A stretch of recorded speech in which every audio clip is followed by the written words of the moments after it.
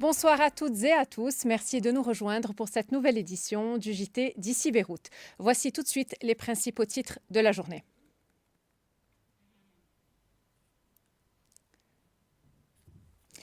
Le président de la République, Joseph Aoun, appelle à des négociations directes avec Israël sous parrainage international. Le Parlement prolonge le mandat de la Chambre pour 2 ans. Nous ferons le point avec notre invité, le député Naamat Frem. De Beyrouth à Téhéran, la guerre s'étend et secoue l'économie mondiale. À l'invitation du président du Conseil européen Antonio Costa et de la présidente de la Commission européenne Ursula von der Leyen, le président libanais Joseph Aoun a participé à une rencontre virtuelle pour exposer la situation du Liban face aux attaques israéliennes. Il a lancé un appel au soutien international pour un cessez-le-feu complet, l'appui logistique aux forces armées libanaises, le désarmement du Hezbollah et l'ouverture de négociations directes avec Israël sous parrainage international. De son côté, le représentant israélien auprès des Nations Unies affirme que son pays reste ouvert au dialogue avec le Liban, à condition que des mesures soient prises contre le Hezbollah. Dans un autre registre, le Parlement s'est réuni lundi en séance plénière et a voté pour le report des élections législatives pour une durée de 2 ans. Les détails avec Elijah Kamel. Le Parlement a voté la prorogation du mandat des députés pour une durée de 2 ans. 76 parlementaires ont voté pour, 41 ont voté contre, avec 4 abstentions. Une séance courte qui a duré près d'1 heure. Interrogés en marge de la séance, de nombreux députés disent qu'ils s'attendaient à un tel scénario dans le contexte actuel, mais trouvent toutefois longue la durée de 2 ans. Alors il faut savoir qu'à la base, 4 propositions de loi avaient émergé. Le courant patriotique libre proposait une prorogation de 4 mois, les forces libanaises de 6 mois, les Kataeb d'1 an, tandis que le tandem Amal-Hezbollah et le Parti socialiste progressiste notamment se déclaraient favorables à ce report de 2 ans. Or il se trouve qu'un consensus a émergé dans le Parlement. Il convient toutefois de préciser qu'en cas d'accalmie dans la région ou si la guerre venait à prendre fin par un règlement décisif, la situation pourrait évoluer. La date des élections pourrait alors être rapprochée ou au contraire maintenue ou même prolongée encore davantage. Il convient de rappeler que les élections législatives étaient prévues pour mai 2026 mais seront finalement reportées en raison du contexte régional explosif de la guerre qui sévit et qui frappe durement le Liban. Pour en discuter, je reçois sur ce plateau le député Naamat Frem, qui est l'un des principaux signataires de la proposition de loi visant à prolonger le mandat de la Chambre. Naamat Frem, bonsoir. Bonsoir. Merci d'être avec nous. Merci. Pourquoi était-il nécessaire de prolonger le mandat du Parlement de 2 ans? Parce que, avant tout, c'était nécessaire de prolonger. Parce que, comme vous voyez aujourd'hui, nous sommes en situation extrêmement précaire, dangereuse, imprévisible. Les évolutions même depuis 2 semaines des événements nous disent que ça va en crescendo. Nous sommes en situation de mode défense nationale, même structurelle. Moi, j'ai peur que même nos frontières pourraient être dans une situation très dangereuse d'ici quelques mois, parce qu'on parle de problèmes régionaux autant que problèmes internes. OK. Pourquoi 2 ans? Pourquoi 2 ans? Pourquoi 2 ans? Parce que, avant tout, quand j'ai travaillé sur cette loi, j'ai vu ce qui s'est passé avant. On a au moins 10 prolongations. Oui, dans notre histoire, depuis les guerres de 1975 jusqu'à 2014, c'était la dernière fois. Tous ont été de 2 ans. Okay. Et pourquoi? J'ai vu un peu la situation. Le Liban, dommage, mais c'est comme ça. Nos événements, on sait quand ils commencent, on ne sait pas quand ils se terminent. Ce qui se passe aujourd'hui, ce sont des événements qui, à mon avis, et à beaucoup d'autres avis aussi, ça va être des problèmes majeurs. On a 800 000 déplacés. Oui. Si tout se termine dans 1 semaine, on a besoin de mois, peut-être 1 année, pour qu'ils puissent être dans une situation d'élection. Deuxièmement, je crois que l'armée libanaise, avec ce qui se passe dans la région, avec ce qui se passe dans le changement de position de l'État libanais vis-à-vis Hezbollah, Oui. parce qu'il est demandé de l'État libanais d'être très ferme avec le désarmement du Hezbollah, ça va créer, ça commence à créer beaucoup de tensions internes et allant jusqu'à un rôle nouveau à l'armée libanaise. Ce qui va être une priorité pour l'armée libanaise. Et l'armée libanaise ne pourra pas s'en charger des élections et de contrôler les élections du point de vue logistique. Okay. Et ça, c'est un autre problème. Vous venez de mentionner le Hezbollah. Les députés du Hezbollah ont participé à la séance parlementaire aujourd'hui. Qu'est-ce que vous aimeriez leur adresser comme message? Oh, beaucoup. Mais je vous dis une chose. Aujourd'hui, j'étais surpris qu'ils soient là-bas. Pour des raisons sécuritaires? Bien sûr. Okay. Je ne vais rien dire aujourd'hui que je n'ai pas dit avant. Oui. Je crois qu'ils sont en retard. On leur a dit depuis longtemps, vous êtes des instruments dans les mains de l'Iran et de leur structure Al-Quds. Vous croyez que vous êtes plus intelligent qu'eux. Vous allez les utiliser. Au contraire, ils sont en train de vous utiliser. Le Liban pourrait être pour vous cette tente, cet abri, et vous êtes en train de refuser l'abri. On ne peut plus attendre, c'est fini, vous allez être dehors de l'abri, et nous, on n'accepte plus qu'on soit les dindons de la farce. On travaille, on finance, et vous faites le jeu des Iraniens, on finance votre guerre, et les guerres des Iraniens indirectement, avec tout ce que vous faites comme économie en noir, parce que vous êtes plus compétitif que toute l'économie blanche du Liban. Deuxièmement, du budget libanais, vous êtes en train d'être financé. De la sécurité sociale, vous êtes en train d'être financé. Et tout ça, nous, on n'accepte plus. En plus de ça, il y a un risque aujourd'hui très clair sur l'existence même et le futur de l'État libanais. Vous êtes en train de détruire le pacte national libanais, vous l'avez détruit. Maintenant, vous allez répondre. Vous voulez être libanais ou non? Je crois que vous avez répondu depuis une semaine. Quand Naïm Assim a dit, nous, on a tiré ces missiles et parce qu'on veut clairement supporter l'Iran, après que vous avez supporté depuis 2 ans Gaza. C'est fini. Je crois c'est un point de non-retour. Oui. Et à l'armée libanaise et au président libanais de dire au monde entier où nous sommes. Dans quel camp l'État libanais est. Très bien. Alors, vous avez appelé l'État à déclarer l'état d'urgence. Rapidement, pourquoi il ne l'a toujours pas fait? Écoutez, je crois que le président, depuis une année, a commencé à travailler d'une façon en supposant le bien, en supposant que le Hezbollah va choisir d'être libanais avant qu'il soit iranien. Je crois qu'avec ce qui se passait depuis 2 semaines, c'est fini. La réponse, on l'a.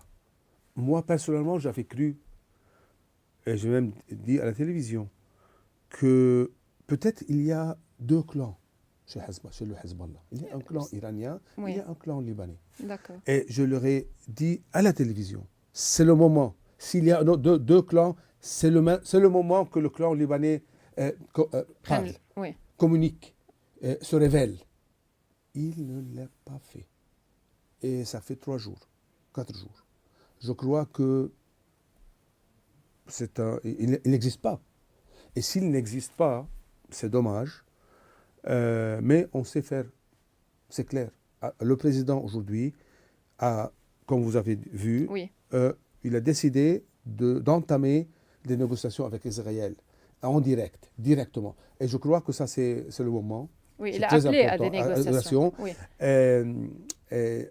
Deuxième chose, je crois que dans les semaines à venir, si ça continue comme ça, l'évolution sur le terrain libanais en interne, parce que je vois qu'il y a des problèmes avec les déplacés, avec les gens chez nous, partout au Liban, il se peut qu'on déclare l'état d'urgence. Merci beaucoup, Naama Voilà. Tefrim, pour ces explications. La banlieue sud de Beyrouth a été frappée ce lundi par plusieurs raids aériens israéliens. L'armée avait préalablement appelé les habitants à évacuer les zones proches des succursales d'Al-Kard el-Hassan. Peu après l'alerte, au moins 11 frappes ont touché Har Tahrik, Burj el-Brajne et Laylake. Dans le sud du Liban, d'autres bombardements ont également fait plusieurs victimes, notamment à Ter Debba et à Joya. Le point sur la situation avec Hala Abdallah et Ara Germani. La guerre entre Israël et le Hezbollah se poursuit sans relâche. Lundi, l'armée israélienne a frappé plusieurs branches de l'association Al-Kard el-Hassan à Beyrouth et Saïda, accusées de financer le Hezbollah. À l'aube, de puissantes explosions ont secoué la banlieue sud, touchant Sfer, Rbeire et Har Tahrik. Dans le sud du Liban, d'autres frappes ont visé Srifa et Yater. Auparavant, une attaque à Ter Debba avait fait 3 morts et 15 blessés.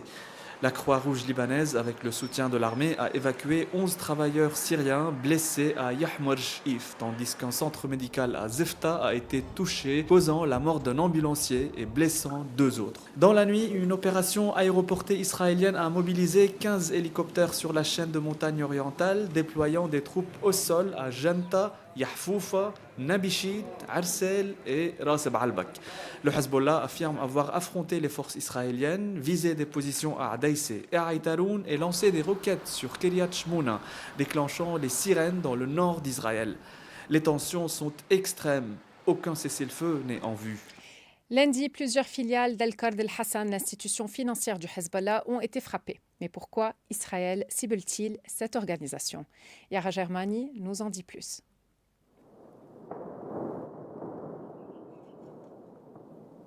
Al-Kard el-Hassan, l'institution financière du Hezbollah, est la cible principale de l'armée israélienne ce lundi.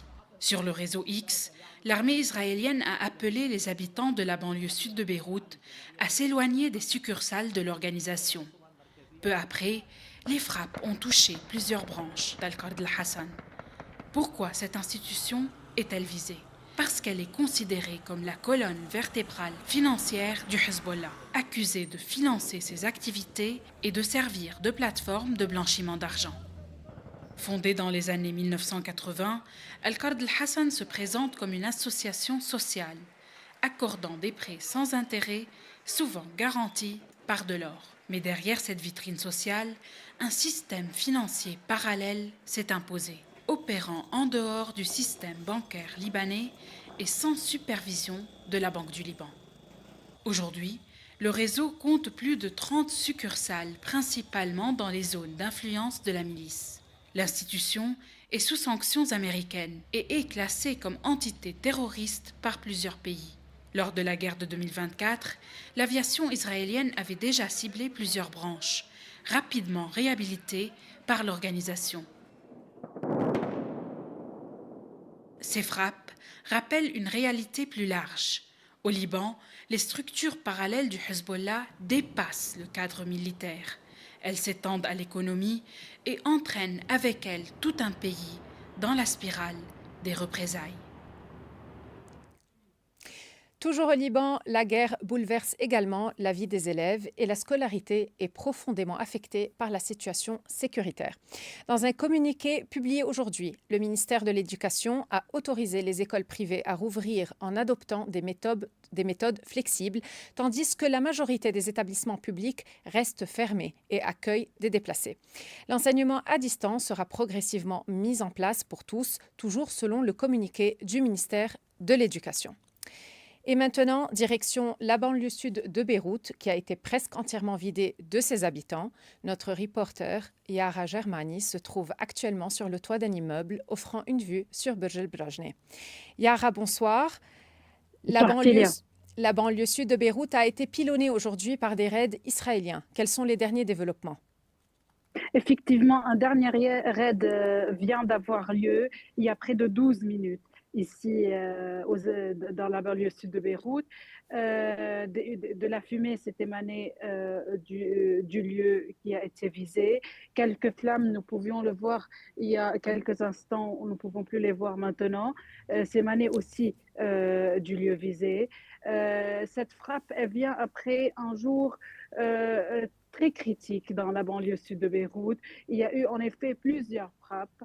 La 13e maintenant vient d'avoir lieu, 12 à dans la Haddad. banlieue sud de Beyrouth et une aux abords de l'aéroport. Ces frappes, elles ont visé principalement des branches de Kard el-Hassan, l'institution financière du Hezbollah. Et comme vous pouvez le voir maintenant derrière moi, la banlieue sud de Beyrouth, elle est totalement éteinte. C'est une vision chaotique que nous voyons devant nous. Il n'y a plus aucun signe de vie. Nous voyons que seulement les panaches de fumée qui s'émanent encore des lieux visés durant la journée. Merci beaucoup, Yara. Soyez prudente. Avec la montée des tensions au Moyen-Orient, la France renforce sa présence militaire en Méditerranée occidentale, notamment avec le déploiement du porte-hélicoptère Le Tonnerre. Elidjo Kamel nous en dit davantage sur ce navire de la Marine nationale française. Dans le contexte de la montée des tensions au Moyen-Orient, la France renforce sa présence militaire en Méditerranée orientale. Après le porte-avions Charles de Gaulle, Paris a décidé de déployer le porte-hélicoptère amphibie Tonnerre au large des côtes libanaises. Parti du port militaire de Toulon et escorté par une frégate, ce navire fait partie des 3 bâtiments de ce type dans la marine française, avec le Mistral et le Dixmude. Long d'environ 200 mètres et capable de déplacer plus de 21 000 tonnes, le Tonnerre est conçu pour intervenir rapidement dans des situations de crise.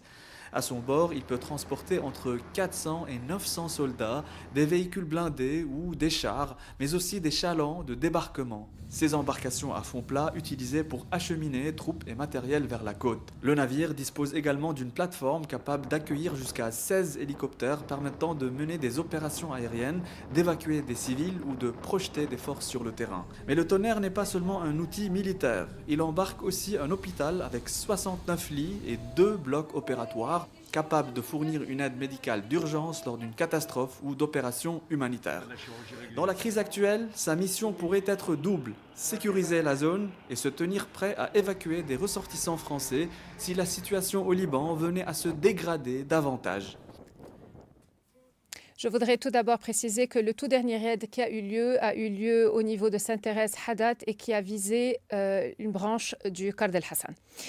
Pour aborder maintenant le volet militaire de la guerre entre le Hezbollah et Israël, je reçois le général à la retraite, Khalil Hello. Bonsoir, général. Bonsoir, Tilia. Comme nous venons de le voir, la France a déployé son porte-hélicoptère Le Tonnerre et son porte-avions le Charles de Gaulle dans la région. Les États-Unis ont aussi envoyé leur porte-avions USS Gerald Ford et USS Abraham Lincoln. Comment analysez-vous ce déploiement militaire international ? Le déploiement américain est clair, il n'a pas besoin beaucoup d'explications. C'est un déploiement d'attaque. Les moyens d'attaque contre l'Iran sont plus que suffisants et la force de l'Iran depuis 8 jours jusqu'à maintenant a été très sérieusement dégradée. Ce qui est en manque, c'est les dispositifs de défense. Comme nous voyons, les pays arabes du Golfe sont ciblés par des missiles et des drones iraniens, de même que les bases américaines dans le Golfe et bien sûr Israël. Et les moyens de défense anti-aériens et anti-missiles sont submergés par les attaques iraniennes et sont, je ne vais pas dire submergés, j'ai mal utilisé, je me suis mal exprimé. Les Iraniens arrivent à dépasser ces boucliers anti-missiles. Ce qui fait que la France déjà, avec l'aviation dont elle dispose aux Émirats arabes unis et au Qatar, est en train de participer à la défense anti-missiles et à la défense anti-drone avec ces avions Rafale qui sont déployés dans la région là-bas. Le Charles de Gaulle, qui est maintenant à l'est de la Méditerranée déjà, je pense qu'il va se diriger vers le Golfe parce qu'il a à bord 20 Rafales pour renforcer cette présence aérienne française dans un but purement défensif. Ça, c'est certain. Maintenant, Pour le Tonnerre, pour le porte-hélicoptère Le Oui. Tonnerre, le porte-hélicoptère veut dire qu'il y a une infanterie de marine là-dessus. Les hélicos, ce n'est pas simplement pour envoyer des hélicos. Ils sont faits pour envoyer des troupes au sol. Donc, à mon avis, ce porte-hélicoptère, c'est pour des missions d'évacuation de ressortissants français ou bien d'évacuation de blessés, mais sûrement pas un débarquement sur le sol iranien. Les Français ne veulent pas de ça du tout. Maintenant, il reste également la frégate le Languedoc, qui est une frégate antiaérienne qui a pour mission de défendre l'espace aérien chypriote. Parce que déjà, à Chypre, il y a une escadrille française, il y a une escadrille britannique qui a été renforcée dernièrement par des avions Eurofighter Typhoon et des F-35. Et Chypre a été déjà visée. Donc, le Languedoc, la frégate Languedoc, a pour mission de rester à Chypre. Donc, en gros, ce déploiement français est un déploiement dans un but purement défensif, surtout concernant les pays avec lesquels la France est alliée à une alliance militaire et à une coopération militaire, particulièrement le Qatar, les Émirats arabes unis où la France a une base navale, donc c'est une base maritime importante, et Chypre, avec laquelle la France entretient des relations militaires. Chypre a déjà acheté du matériel militaire français. Parfait. Général, passons au Liban. Quelle est votre évaluation de la situation au Liban Sud? Au Liban Sud, malheureusement, c'est comme si l'horloge s'est arrêtée le 27 novembre 2024, le jour du cessez-le-feu, et qu'il n'y a rien eu depuis, et que maintenant ça a repris. Donc, le gouvernement n'a rien fait, le président n'a rien fait. Bon, il y a eu pas mal de bonnes intentions, il y a eu pas mal de prises de position, pas mal de déclarations, pratiquement sur le terrain. Le résultat est clair. Le résultat est clair. Nous avons perdu 1 année et 2 mois à ne rien faire. Et le Hezbollah, entre-temps, il s'est désisté de ses engagements du respect du cessez-le-feu et de remise de son armement à l'État libanais. Il a absorbé le choc, il s'est réorganisé, il a gagné du temps, il a tergiversé et tout le monde est tombé dans le panneau. Voulant ne pas vexer la population ou bien les supporters du Hezbollah, nous ne voulons pas vexer cette partie de la population. Le Liban entier est en train aujourd'hui de payer le prix. Donc, est-ce qu'il y aura une incursion terrestre au Liban Sud? Écoutez, maintenant, ça n'a plus d'importance. L'incursion est beaucoup moins grave que ce qui se passe à la banlieue sud. L'incursion est beaucoup moins grave que 700 000 personnes déplacées, dont 115 000 dans les points de rassemblement que le ministère des Affaires sociales a désigné pour ça. Mais le vrai problème, d'abord, c'est ça. Deuxièmement, c'est les bombardements qui n'arrêtent pas. Nous allons payer tout ça de nos taxes. Troisièmement, nous avons perdu une crédibilité extraordinaire. Au niveau de la communauté internationale. Écoutez, la communauté internationale, aujourd'hui, on en parle beaucoup, mais finalement, c'est à Washington que tout se décide.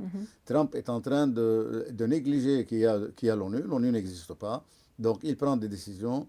Il a proposé un plan de paix pour Gaza. Il réunit les concernés à Washington. Un plan de paix pour l'Ukraine, l'ONU n'est pas là. D'accord. Pour le Moyen-Orient, l'ONU n'est pas là. Donc, c'est fini. Il n'y a plus. L'ordre mondial a changé. Ici, nos chers politiciens qui sont dans les plus hauts postes de la responsabilité ne sont pas en train de voir ça. Ils sont en train de voir les élections législatives. Ils sont en train de recevoir... Il n'y a plus maintenant d'élections législatives. Oui, mais c'était ça leur occupation majeure. Comment avoir des sièges en plus ou pas. Et en plus, les grandes réceptions et les grandes manifestations... Bon. Et entre-temps, le Hezbollah a avancé ses pions. Très bien. Alors, mais dans ce contexte, les critiques adressées au commandant en chef de l'armée, Rodolphe Haïkal, qu'est-ce que vous en pensez, en fait, de toutes ces critiques? Écoutez, moi, je n'aime pas adresser des critiques. Maintenant, personne, nul n'est exempt de critiques. Que ce soit le commandant en chef de l'armée ou bien que ce soit le président ou n'importe qui. On a le droit de critiquer lorsque la situation est désastreuse. Mais personnellement, je préfère connaître les rouages exacts de ce qui s'est passé. Mais supposez que je ne sais rien de tout ça. Je vous rappelle que le chef suprême, le commandant suprême de l'armée, c'est le président de la République. Oui. Je rappelle que nous avons un Conseil supérieur de la défense, de par la loi, qui comprend le président de la République, le Premier ministre, le ministre de la Défense, de l'Intérieur, des Finances et de l'Économie, et ils peuvent, par appel, avoir d'autres ministres avec eux, dont le ministre des Affaires étrangères et le commandant en chef de l'armée. Pourquoi ce Conseil de la Défense ne s'est jamais réuni pour discuter de cette situation? Pourquoi le Haut Conseil de la Défense ne tient pas une réunion permanente, 24 heures sur 24, avec un lien direct avec la troupe, avec l'armée, en train de suivre l'exécution de la mission et même de prendre en main les décisions. Finalement, l'armée est un organisme exécutif. L'armée ne veut pas rentrer en collision avec le Hezbollah. Très bien. Prenez cette décision, messieurs les conseils des ministres. Vous voulez entrer en collision ou non? Vous êtes là, vous assumez la responsabilité et non pas la troupe toute seule. Donc avant qu'on prenne le général Haïkar pour bouc émissaire, peut-être qu'il a tort, peut-être qu'il a raison. Personnellement, je n'en sais rien. Je préfère toujours m'assurer exactement où se trouve le mal. Parce qu'il n'est pas normal de déployer l'armée au sud en 6 mois, alors qu'en 2006, avec des moyens beaucoup plus faibles, elle s'est déployée en 5 jours. Donc, cette décision, cette lenteur, les choses qui traînent de cette façon ne sont pas militaires. Ce n'est pas l'armée qui fait traîner les choses. L'armée, lorsqu'elle a été chargée de missions beaucoup plus graves, Nahr el-Barid, Fajr el-Juroud, la mission à la frontière syrienne, lorsque le Hezbollah a commencé à guerroyer avec l'armée syrienne, lorsqu'il a fallu tenir la frontière, l'armée s'est déployée très rapidement, a pris des mesures draconiennes, elle a utilisé l'aviation, elle a bombardé, elle a fait ce qu'elle avait à faire et elle a réussi. Donc, quand la mission militaire est sécurisée politiquement, elle est exécutée. Ce qui manque, c'est cette sécurisation politique. C'est le Conseil supérieur de la défense qui doit, lui, être responsabilisé et non pas l'armée. Merci beaucoup, Général, pour cet éclairage. Merci à toi. Et maintenant, direction l'Iran. Le chef de la sécurité iranienne, Ali Larijani, a déclaré que la sécurité dans le détroit stratégique d'Ormuz ne pourra pas être rétablie tant que la guerre avec les États-Unis et Israël se poursuivra. Une déclaration qui intervient alors que le chef de la diplomatie américaine, Marco Rubio, accuse l'Iran de tenter de prendre le monde en otage avec ses frappes contre les pays du Golfe et le blocage du détroit, qualifiant Téhéran de régime terroriste. L'armée israélienne a annoncé avoir lancé de nouvelles frappes de grande ampleur et simultanées visant des infrastructures à Téhéran, à Ispahan ainsi que dans le sud du pays. Le point avec Hala Abdallah. La guerre entre Israël et l'Iran entre dans son 10e jour et les frappes se multiplient à travers le Moyen-Orient. En Iran, Mujtaba Khamenei a été nommé successeur de son père, le guide suprême Ali Khamenei. Les forces iraniennes continuent de viser des installations militaires et infrastructures américaines au Koweït, au Qatar, en Arabie Saoudite et aux Émirats. Au Qatar, plusieurs missiles ont été interceptés lundi matin, déclenchant une alerte générale. En Arabie Saoudite, un drone a été détruit au-dessus du champ pétrolier de Shaïba. À Kharj, 2 personnes ont été tuées et une douzaine blessées. Les États-Unis ont perdu 8 militaires depuis le 1er mars et ont ordonné le départ du personnel non essentiel et des familles. À Bahreïn, des sirènes et un incendie ont été signalés à Mahamir. Les Émirats ont intercepté plusieurs missiles et drones iraniens. En Israël, des débris de missiles tombent dans plusieurs zones, tandis que l'armée affirme avoir détruit le quartier général de l'aviation de l'IRGC. Les tensions restent extrêmes et aucun cessez-le-feu n'est prévu dans les prochains jours. La situation continue d'inquiéter la région et le monde entier.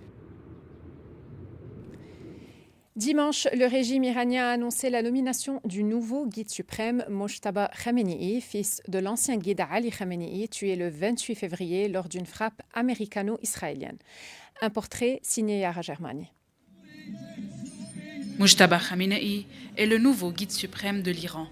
Il succède à son père, Ali Khamenei, tué le 28 février lors de frappes américano-israéliennes. À 56 ans, il prend le pouvoir dans un contexte de forte tension au Moyen-Orient. Très discret, Mojtaba Khamenei apparaît rarement en public et n'a jamais occupé de poste gouvernemental officiel. Il est né à Mashhad, dans le nord-est de l'Iran, et a grandi au cœur du système mis en place après la révolution islamique. Dans les années 1990, il suit des études religieuses à Qom, l'un des centres majeurs du chiisme. Adolescent, il aurait brièvement participé à la guerre Iran-Irak au sein des Bassidj, une milice paramilitaire. Son nom a émergé dans le débat public en 2005, lorsqu'un candidat réformateur l'accuse d'ingérence dans l'élection présidentielle remportée par Mahmoud Ahmadinejad. Depuis, les États-Unis l'ont placé sous sanction, le considérant proche du cœur du pouvoir iranien. Sa succession pourrait susciter des critiques, certains voyant une dynastie père-fils dans un régime qui se veut basé sur un choix religieux et politique. Mujtaba Khamenei prend le pouvoir à un moment critique entre pressions internationales, tensions régionales et contestations intérieures. Son autorité sera rapidement mise à l'épreuve. Sur la nomination de Mujtaba Khamenei comme nouveau guide suprême iranien, Donald Trump a confié au New York Post qu'il n'était pas satisfait de cette succession. De son côté, le ministre israélien de la Défense Israel Katz a déclaré « Il faut attendre et vous verrez ». Lundi, l'Iran a accusé plusieurs pays européens d'avoir contribué à créer les conditions ayant mené aux attaques américano-israéliennes contre la République islamique. Écoutons ensemble le porte-parole du ministère iranien des Affaires étrangères. کشورهای اروپایی در برهه‌هایی متاسفانه به شکل‌گیری این روند کمک کردند. زمانی که به جای اصرار بر حاکمیت قانون، به جای ایستادگی در برابر قلدرمآبی و زیاده‌خواهی آمریکا با اونها همکلام و همنوا شدند در شورای امنیت سازمان ملل در رابطه با بحث بازگرداندن تحریم‌ها و همه این موارد در کنار همدیگه باعث شد که طرف‌های آمریکایی و رژیم صهیونیستی جری بشن در En réponse aux accusations iraniennes, le président français Emmanuel Macron a dénoncé lundi les attaques visant Chypre, déclarant que lorsque Chypre est attaquée, c'est l'Europe qui est attaquée. Arrivé ce matin sur l'île pour rencontrer les dirigeants chypriotes et grecs, il s'est rendu cet après-midi à bord du porte-avions Charles de Gaulle stationné au large de la Crète. Écoutons maintenant une partie de ses propos. Alors que la situation de crise en Iran, de guerre en Iran affecte l'ensemble de la région, venir ici à vos côtés avec le Premier ministre de la Grèce, c'est vous dire que lorsque Chypre est attaquée, c'est l'Europe qui est attaquée. Et que la défense de Chypre est évidemment une question essentielle pour votre pays, pour votre voisin, partenaire et ami la Grèce, mais aussi pour la France et avec elle l'Union européenne. Emmanuel Macron s'est également entretenu au téléphone avec le Premier ministre israélien Benjamin Netanyahou. Il a appelé le Hezbollah à cesser toutes les frappes depuis le sol libanais et a exhorté Israël à mettre rapidement fin à son opération militaire au Liban afin de permettre aux forces armées libanaises d'assurer seules la sécurité du territoire. De son côté, le Premier ministre britannique Keir Starmer a déclaré lundi suivre de près les risques économiques liés à la guerre au Moyen-Orient. Il a souligné que le Royaume-Uni et les États-Unis travaillent en étroite coordination. Voici ce qu'il avait à dire. The US and the UK are working together every single day, as they always have. Obviously, in relation to Iran, the US are now using UK air bases under the agreement that we've reached. The longer this goes on, the more likely the potential for an impact on our economy, impact into the lives and households of everybody and every business. And our job is to get ahead of that, to look around the corner, assess the risk, monitor the risks and work with others in relation to that. Les prix du pétrole et du gaz ont flambé lundi, le Brent dépassant les $100 le baril au 10e jour de la guerre au Moyen-Orient. Cette envolée plonge les marchés boursiers et ravive les craintes d'un choc inflationniste mondial en raison du blocage du détroit d'Ormuz et des dommages aux infrastructures énergétiques. Cette inquiétude est mondiale et impacte les consommateurs partout. À Marseille, par exemple, les automobilistes ont vu leurs factures de carburant exploser. Plus de détails dans ce reportage signé Hala Abdallah. Les prix des carburants en France continuent de grimper. Le baril du pétrole brut a dépassé les $100 ce week-end. Dans les stations-service, les automobilistes constatent la hausse et s'inquiètent pour leur budget. Ça fait très mal au portefeuille, surtout qu'avec ça, je fais quoi? Je fais même pas 100 km. Donc oui, ça revient un petit budget. Alors, on n'a pas le choix. Face à ces prix qui approchent les 2 € le litre dans certaines stations, beaucoup redoutent de devoir limiter leurs déplacements. Eh ben là, on va plus toucher la voiture bientôt. Hein. Comment faire? On va marcher à pied, ça va nous faire les muscles mollets. Non? Et ça sera écologiste aussi. Non? 30-73. Au niveau politique, le débat s'intensifie. Le Rassemblement national réclame une baisse des taxes sur les carburants. La France insoumise, de son côté, demande un plafonnement des prix pour protéger les consommateurs. Le Premier ministre a toutefois annoncé 500 contrôles exceptionnels dans les stations-service cette semaine afin d'éviter d'éventuelles hausses abusives. Le gouvernement se veut par ailleurs rassurant, il n'y aurait aucun risque de pénurie de carburant, de gaz ou d'électricité, la France restant moins dépendante du gaz grâce à son parc nucléaire.